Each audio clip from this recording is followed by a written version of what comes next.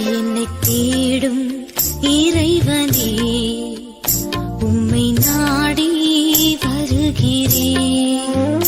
என்னை தேடும் இறைவனே, உம்மை நாடி வருகிறேன். இன்றைய தியானத்தின் தலைப்பு பார்வை. வாசிக்க வேண்டிய திருமறை பகுதி சங்கீதம் 119 வசனங்கள் 97 முதல் 104 வரை. பார்வை. உமது வேதத்தில் உள்ள அதிசயங்களை நான் பார்க்கும்படிக்கு என் கண்களை திறந்தருளும். சங்கீதம் 119:18. நல்ல சமாரியன் கதை உலகம் அறிந்த ஒரு கதை.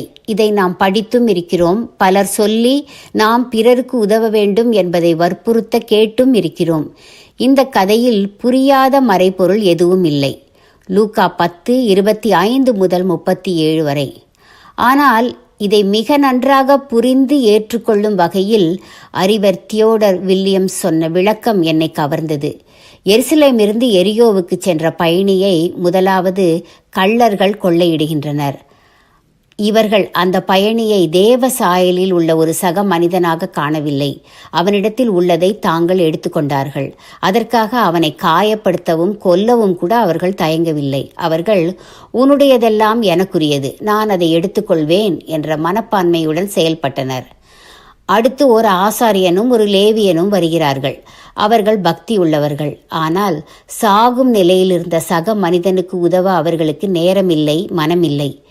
எது முக்கியம், எதற்கு முதலிடம் கொடுக்க வேண்டும் என்று அவர்கள் அறியவில்லை.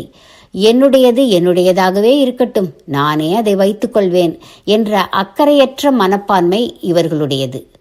மூன்றாவது ஒரு சமாரியன் வருகிறான். அந்நாளில் சமாரியர் மிகவும் இழிவாக கருதப்பட்டனர். ஆனால் அந்த சமாரியன்தான் தேவையுள்ள அந்த பயணியை கண்டு மனதுருகினான். அவன் கிட்ட வந்து அன்போடு செயல்பட்டான். கரிசனையுள்ள பார்வை, உருக்கமுள்ள உள்ளம், உதவும் கரம், செயல்படும் அன்பு, திறந்த பணப்பை ஆகியவற்றை அவனிடம் காண்கிறோம்.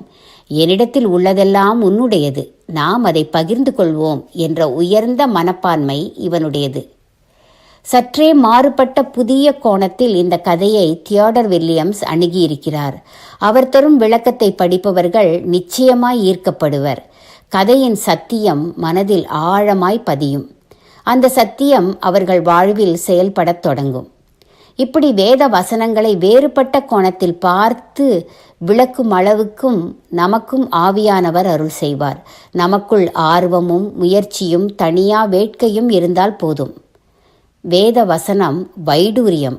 அதன் ஒவ்வொரு பட்டையும் வேறுபட்ட வண்ண ஒளி வீசும். வேத வசனம் வைடூரியம். அதன் ஒவ்வொரு பட்டையும் வேறுபட்ட வண்ண ஒளி வீசும். தீர்மானம்: வேத வசனங்களை ஆவலுடன் நிதானமாய் படிப்பேன், சிந்தித்து தியானிப்பேன்.